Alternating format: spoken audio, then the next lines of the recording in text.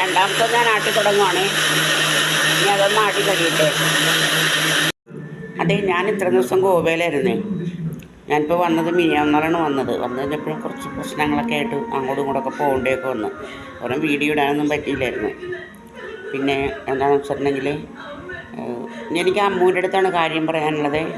അമ്മു സഫ്രീനെ വിളിച്ചിട്ട് പിന്നെ ഇതെല്ലാം പറഞ്ഞു കൊടുക്കണം കേട്ടോ, എങ്ങനെയൊക്കെയാണ് ചെയ്യുന്നതെന്നല്ല ഡീറ്റെയിൽ ആയിട്ട് പറഞ്ഞു വെച്ചാൽ അവർക്ക് ഭാഷ അറിയില്ലല്ലോ. അപ്പോൾ അതുകൊണ്ട് അമ്മ എന്തൊക്കെയാണ് ചെയ്തതെന്ന് വെച്ചാൽ ആദ്യം തന്നെ അരി ഉഴുന്നു.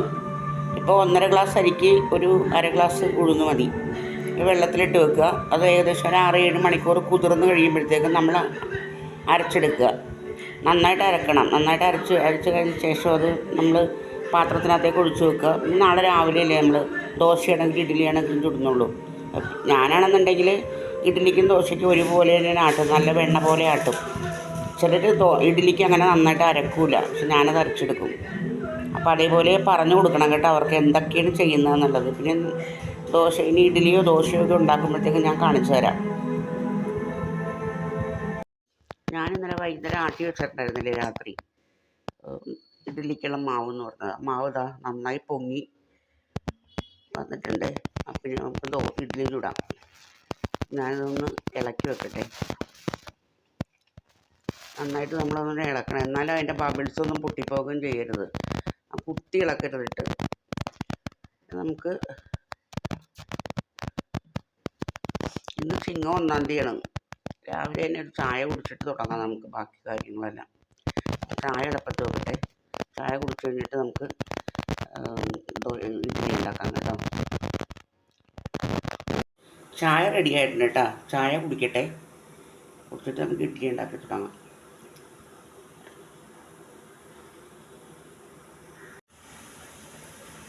ഇപ്പോൾ നമ്മളില്ലേ ഇഡ്ഡലി പാത്രം വെച്ചിട്ട് ഇഡ്ഡലിയുടെ വെള്ളം തിളച്ചു തുടങ്ങിയപ്പോൾ നമുക്കിനി കുറേശ്ശായിട്ട് മാവിട്ട് കൊടുക്കാം അതിനകത്തേക്ക്.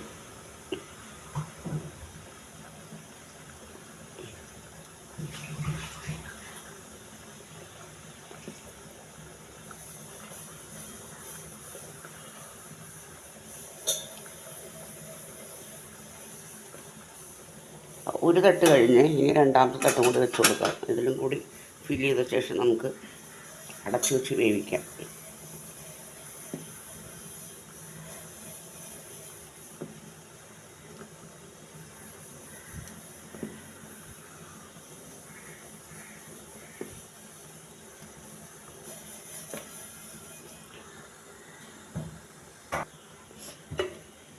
നമുക്കിത് മൂടി വെക്കാവേ. ഇനി അത് അവിടെ ഇരുന്ന് വേവട്ടെ. ഒരു 15 മിനിറ്റ് കഴിയുമ്പോഴത്തേക്കും വെന്ത് കിട്ടും. അപ്പോഴത്തേക്കും നമുക്കത് എടുക്കാം.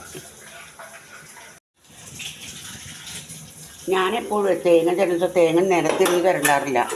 തേങ്ങ ഇതേപോലെ പൊട്ടിച്ച ശേഷം അതിൻ്റെ കറുത്ത സാധനങ്ങളില്ലേ അത് മുഴുവൻ കത്തി വെച്ച് ചിരണ്ടി കളയും. എന്നിട്ടിങ്ങനെ ചെറിയ പീസായിട്ട് മുറിച്ചിട്ട് അതിങ്ങനെ കാണിച്ചു തരാം. അതിങ്ങനെ മിക്സിക്കകത്തേക്ക് ഇടും.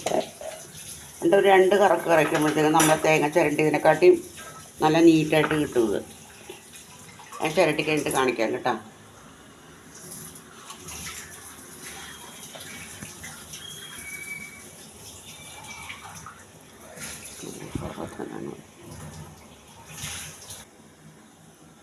ഇതാ കണ്ടോട്ടെ, ചിരണ്ടിയത് കാണിച്ചു തരാവേ. അതെ കണ്ട, നല്ല പൂ പോലെ വരും. അതിനകത്ത് 1-2 കാണും കേട്ടോ.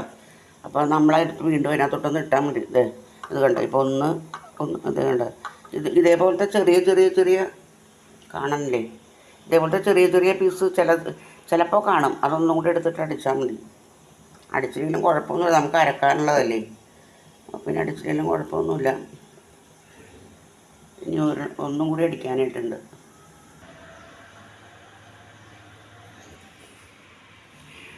ഇഡ്ഡലി വെന്ത് നമ്മളത് എടുക്കുവാണേ.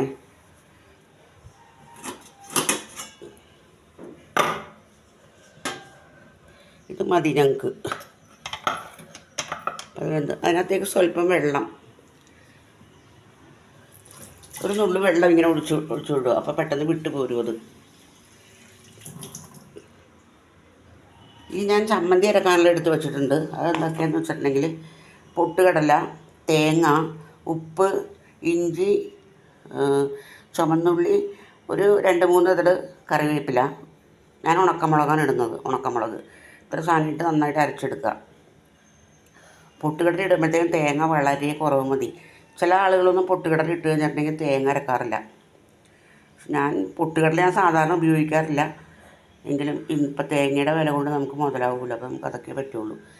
ഞാൻ തേങ്ങ അരച്ച് വെച്ചെന്ന് പറഞ്ഞില്ലേ, അത് 2 പാത്രത്തിനകത്താക്കി. ഒന്ന് ഇത് ഞാൻ ഫ്രീസറിനകത്ത് വെക്കും. ഇത് കുറച്ച് അധികമുണ്ട്. ഇതെനിക്ക് ഡെയിലി യൂസിന് 2-3 ദിവസത്തേക്ക് ഉണ്ടാവും ഇത്.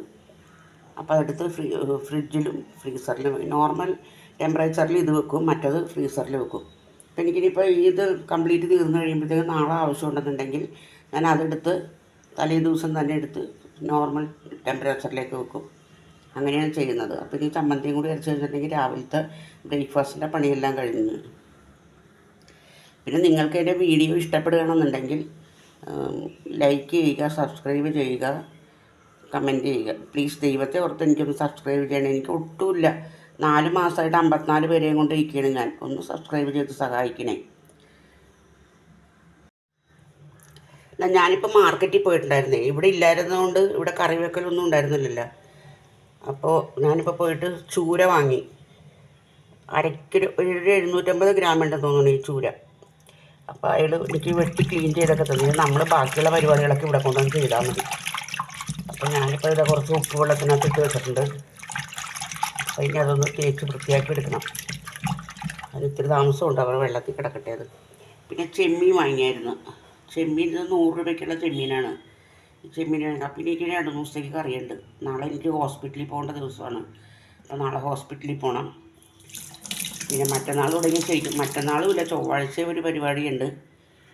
അതിനും കൂടി പോയി വന്ന് അതിന് മിക്കവാറും പോകുമെന്നുള്ള കാര്യം സംശയമാണ്. എന്നാലും അതും കൂടി കഴിഞ്ഞാലേ ഇനി ഞാൻ ഫ്രീ എന്ന് പറയാൻ പറ്റുള്ളൂ. അപ്പോൾ ഞാനിതെല്ലാം വെട്ടി ക്ലീൻ ചെയ്തിട്ട് കറി വെക്കുന്നത് കാണാം കേട്ടോ നമുക്ക്. അപ്പോൾ ഒരു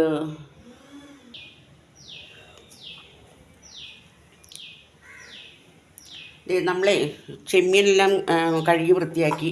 ഇനിയിപ്പോൾ അത് ഞാൻ അതിനകത്തേക്ക് പച്ചമുളക്, ഇഞ്ചി, വേപ്പില, ഉപ്പ്, മുളക് പൊടി, മഞ്ഞൾപ്പൊടി എല്ലാ സാധനങ്ങളും കൂട്ടി തീ കത്തിച്ച് അത് അടുപ്പത്തേക്ക് വെക്കാൻ പോവണേ. അത് അടുപ്പത്തേക്ക് വെച്ച് ഇനി അത് ഇവിടെ ഇരുന്ന് വേവട്ടെ. വേവുമ്പോൾ നമുക്ക് പച്ച വെളിച്ചെണ്ണ ഒഴിച്ചിട്ട് ഇറക്കാം. ചീനച്ചട്ടിക്കകത്തിട്ട് ശരിയാക്കുന്നില്ല, പച്ച വെളിച്ചെണ്ണ ഒഴിച്ച് ഇറക്കുന്നതാണ് ഒന്നുകൂടെ ടേസ്റ്റ്. പിന്നെ ഇനിയിപ്പോൾ അടുത്തതെന്ന് വെച്ചാൽ മീൻ കറി വെക്കാനായിട്ട് മുളക് അരച്ചാണ് വെക്കുന്നത്. മുളക്, ഉപ്പ്, മഞ്ഞൾ, പിന്നെ വേറെന്താ, ഇത്ര സാധനങ്ങൾ. ഇതെല്ലാം കൂടി നല്ലോണം പേസ്റ്റ് പോലെ അരച്ചിട്ട് അതിനകത്തേക്ക് ഒരു കഷ്ണം ഇഞ്ചി, 2-3 പച്ചമുളക് അതും കൂടെ ചേർക്കും. അതും കൂടെ ചേർത്ത് പതുക്കെ ഒന്ന് കറക്കിയെടുക്കും. എന്നിട്ട് അത് നമുക്ക് ചട്ടിക്കകത്തിട്ട് എണ്ണയും കടുകും ഉലുവയും തളിച്ചിട്ട് നന്നായിട്ട് വഴറ്റിയെടുക്കാം. ഈ അരച്ച മിശ്രിതം. അത് കഴിഞ്ഞിട്ട് കുറച്ച് ഉപ്പും പുളിവെള്ളവും കൂടി ഒഴിച്ച ശേഷം അത് നന്നായിട്ട് തിളച്ച് ഒരുവിധം വറ്റിക്കഴിയുമ്പോൾ കഷ്ണങ്ങൾ പെറുക്കിയിടാം കേട്ടോ. അപ്പോൾ തൽക്കാലത്തേക്ക് ഇതിപ്പോൾ ഞാൻ നിർത്തുകയാണ്. ഇനിയിപ്പോൾ ബാക്കിയുള്ളത് പിന്നീട് കാണിക്കാം. മീൻകറി വെക്കാനായിട്ട് നമ്മൾ ചട്ടി അടപ്പത്ത് വെച്ച് വെളിച്ചെണ്ണ ഒഴിച്ചു, കടുകിട്ട്, അതിൽ ഉലുവ ഇട്ടു. ഇതെല്ലാം പൊട്ടിക്കഴിയുമ്പോഴത്തേക്കും എല്ലാം പൊട്ടട്ടെ കേട്ടോ. പൊട്ടിക്കഴിയുമ്പോൾ നമുക്ക് ഉള്ളിയും വെളുത്തുള്ളിയും ഇട്ട് കൊടുക്കാം.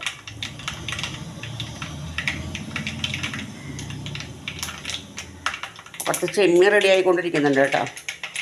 ചെമ്മീൻ പറ്റിക്കഴിയുമ്പോൾ വെളിച്ചെണ്ണ ഒഴിച്ച് ഇറക്കുള്ളൂ, വേറെ ഒന്നും ചെയ്യുന്നില്ല. ഇത് പൊട്ടിക്കഴിഞ്ഞ് ഇതിനകത്തേക്ക് ഉള്ളിയും വെളുത്തുള്ളിയും കൂടി ചതച്ചത് ഇട്ട് കൊടുക്കുകയാണ്. ചതച്ചിട്ടുണ്ട്. അതൊന്ന് മൊരിഞ്ഞ് വരുമ്പോഴത്തേക്ക് നമുക്ക് മുളക് ഞാൻ മിക്സിക്കകത്തിട്ടൊന്ന് അരച്ച് വെച്ചിട്ടുണ്ട് മുളകെല്ലാം കൂടെ. അപ്പോൾ നമുക്ക് ഇത്തിരി കൊഴുപ്പ് കിട്ടും കറിക്ക്. നമ്മൾ മല്ലിപ്പൊടി ചേർക്കുന്നില്ലല്ലോ, മുളകും മഞ്ഞളും മാത്രമേ ചേർക്കുന്നുള്ളൂ. ഇതൊന്ന് മൂക്കട്ടെ. ഇപ്പം തന്നെ മൂക്കൂത് തന്നെ മൂത്ത്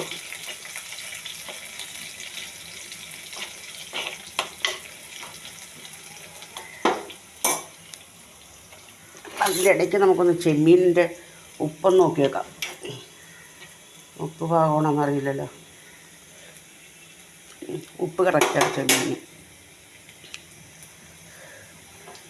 അപ്പോഴേക്കിത് മൂത്ത് തുടങ്ങിയിട്ടുണ്ട്. നമുക്ക് ഇതിനകത്തേക്ക് മുളക് മല്ലി കൂടെ അരച്ച് വെച്ചിരിക്കുന്നത് ചേർക്കാം. ഇതിൻ്റെ പച്ചമണം പോകുന്നവർ നമുക്കൊന്ന് ഇളക്കി കൊടുക്കാം. അതിൻ്റെ പച്ചമണം പോട്ടെ കേട്ടോ. അപ്പോഴേക്കും ബാക്കി നമുക്ക് ചെയ്യാം. ഇതിൽ പിന്നെ വെള്ളം നന്നായിട്ട് വറ്റി ഉണ്ടോ, കാണുന്നുണ്ടല്ലോ അല്ലേ? നന്നായിട്ട് വറ്റി വെള്ളം. നമുക്ക് കുറച്ച് വെള്ളം കൂടി ഒഴിച്ചു കൊടുക്കാൻ കിട്ടും. വെള്ളം മാത്രമല്ല, വെള്ളവും പുളി. നമ്മൾ കുടംപുളിയാണല്ലോ ഉപയോഗിക്കുന്നത്, ആ പുളിയാണ് ഒഴിച്ചു കൊടുത്തിരിക്കുന്നത്. ഉപ്പ് ഞാൻ ഇട്ടിട്ടുണ്ടായിരുന്നു അരയ്ക്കാൻ നേരത്ത്. ഇപ്പോൾ ഇതൊന്ന് ചെറുതായിട്ടൊന്ന് കുറുകട്ടെ, തിളക്കട്ടെ. തിളച്ച് കഴിയുമ്പോൾ നമുക്ക് അതിനകത്തേക്ക് കഷ്ണം കൂട്ടിയിട്ട് കൊടുക്കാം. നന്നായിട്ടൊന്ന് വറ്റട്ടെ. അപ്പോൾ ഇതാ ഇത് കണ്ടോ, വേറൊരു സാധനം മധുരക്കിഴങ്ങാണിത്. മധുരക്കിഴങ്ങ് ഞങ്ങൾ ഇന്നലെ പത്തനാപുരത്തിന് പോയിട്ടാണെന്ന് വെച്ചാൽ എൻ്റെ മോനൊരു ആക്സിഡൻറ്റ് പറ്റി കിടക്കുകയാണ് അവിടെ. പത്തനാപുരത്താണ് അവൻ്റെ വീട്. അവർ താമസിക്കുന്ന പത്തനാപുരത്താണ്. അപ്പോൾ ഞാൻ ഇന്നലെ അവിടെ പോയിട്ടുണ്ടായിരുന്നു. പോയപ്പോഴത്തേക്കും തിരിച്ച് വരുന്ന വഴി ഞങ്ങൾ വാങ്ങിച്ചുകൊണ്ട് പോകുന്നതാണ് ഈ മധുരക്കിഴങ്ങ്. മധുരക്കിഴങ്ങ് ഷുഗർ പേഷ്യൻസിന് നല്ലതാണെന്ന് പറയാറ്. ഡോക്ടർ ചെല്ലുമ്പോഴും പറയും കഴിച്ചോളാൻ. അപ്പോൾ അത് ഞാൻ അധികമൊന്നും വാങ്ങിച്ചില്ല. 1 കിലോ, ഇത്ര 2 കിലോ 100 രൂപ. അങ്ങനെ 1 കിലോ വാങ്ങിച്ച്. ആ 1 കിലോയാണ്. ഇതിനകത്ത് കുറച്ച് ഭാഗങ്ങളൊക്കെ പോകാനായിട്ടുണ്ടായിരുന്നു. എല്ലാം കഴുകി. ഞാനിതിനെ ആവിക്കകത്താണ് വേവിക്കുന്നത്. നന്നായിട്ട് വെന്ത് കിട്ടും. എല്ലാവർക്കും സംശയമുണ്ട് ആവിക്കകത്ത് വെച്ചാൽ വേവുമോ എന്നുള്ളത്. ഒന്ന് ചെയ്ത് നോക്കിയൊരു പ്രാവശ്യം. നന്നായിട്ട് വേകും. പിന്നെ ഇതിൽ മധുരമൊന്നും വെള്ളത്തിനകത്ത് അലിയേയില്ല. അന്നേരം നല്ല പുട്ടുപോലെ വേകും കേട്ടോ. ഒന്ന് ചെയ്ത് നോക്കേ. പിന്നെ മീൻകറി ഇതാ തിളച്ചിട്ടില്ല. ചെമ്മീൻ കറി വെള്ളം, ചെമ്മീൻ കറിക്കകത്തും ഉണ്ട് വെള്ളം, അതും പറ്റിക്കോട്ടെ. അപ്പോൾ അത് കൂടെ നമ്മുടെ വീട്ടിൽ ഒരു അരക്ഷിതാവസ്ഥയാണ്. അരക്ഷിതാവസ്ഥ വേറൊന്നും കൊണ്ടല്ല, പൈസ ഇല്ലാത്തതിൻ്റെ അരക്ഷിതാവസ്ഥയല്ല പറയുന്നത്. മനപ്രയാസം എന്ന് വെച്ചിട്ടുണ്ടെങ്കിൽ ചെറുക്കന് സുഖമില്ല. ചെറുക്കൻ മീൻസ് എൻ്റെ മോൻ. അവന് സുഖമില്ലായ്ക എന്ന് വെച്ചിട്ടുണ്ടെങ്കിൽ ഇതേപോലെ കാലിൻ്റെ അവൻ ഫുട്ബോൾ കളിച്ച് ചാടിയതാണ്. കൊച്ചുകുട്ടിയൊന്നും അല്ല കേട്ടോ, 47 വയസ്സുണ്ട്, ചെറുതൊന്നുമല്ല. അപ്പോൾ അവനവിടെ വെച്ച് അവൻ്റെ ജോലി സ്ഥലത്ത് വെച്ച് അവൻ കളിച്ചതാണ്.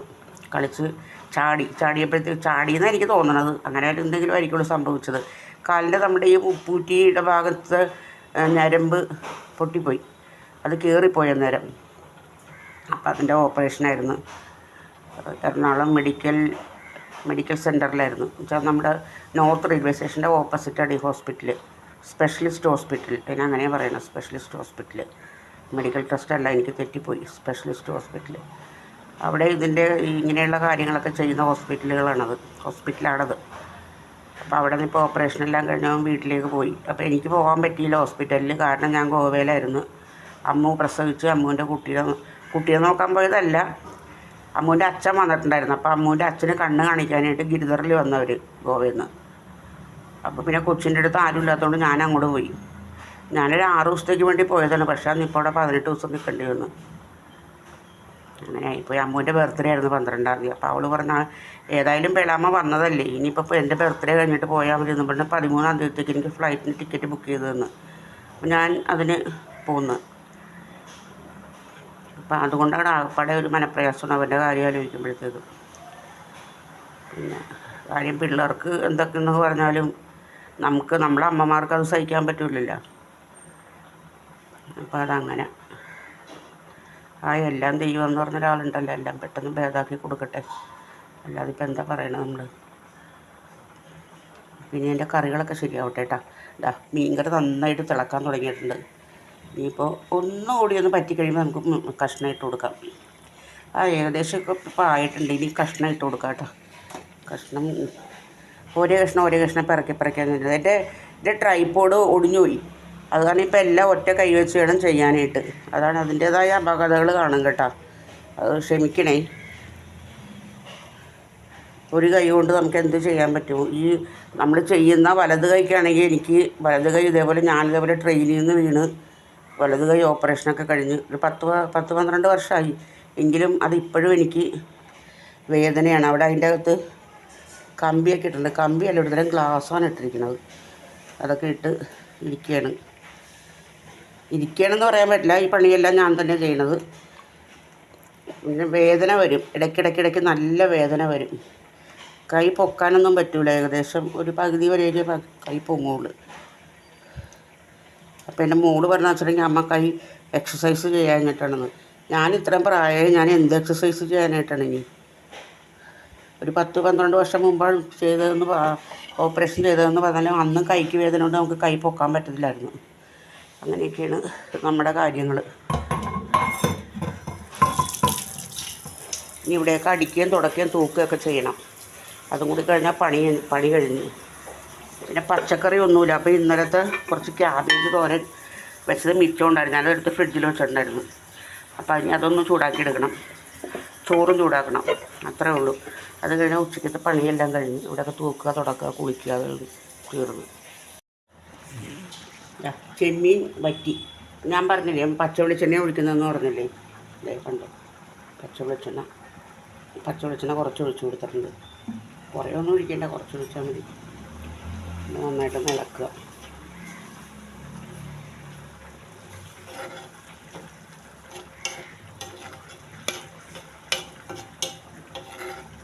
ഈ മതിയത് എൻ്റെ പണിയെല്ലാം കഴിഞ്ഞു. അത് മൂടി വെച്ച് ഇനി മീൻകറി ഒന്ന് പറ്റാനുണ്ട്. മീൻകറി കൂടി പറ്റിക്കഴിഞ്ഞാൽ പിന്നെ ഊണ് കഴിച്ചാൽ മതി. മീൻകറി കുറച്ചിനകത്തിരുന്ന് പറ്റും. ചട്ടിയല്ലേ, മൺചട്ടിയല്ലേ, അത് ഞാൻ അതിനകത്തോട്ട് വെളിച്ചെണ്ണയൊക്കെ ഒഴിച്ചിട്ടുണ്ട്. എന്നാലും ടേസ്റ്റിന് വേണ്ടി കുറച്ച് വെളിച്ചെണ്ണ അതിനകത്തേക്ക് ഒഴിച്ചു കൊടുക്കാം. ഇനി നമുക്കിത് ഓഫ് ചെയ്യാം.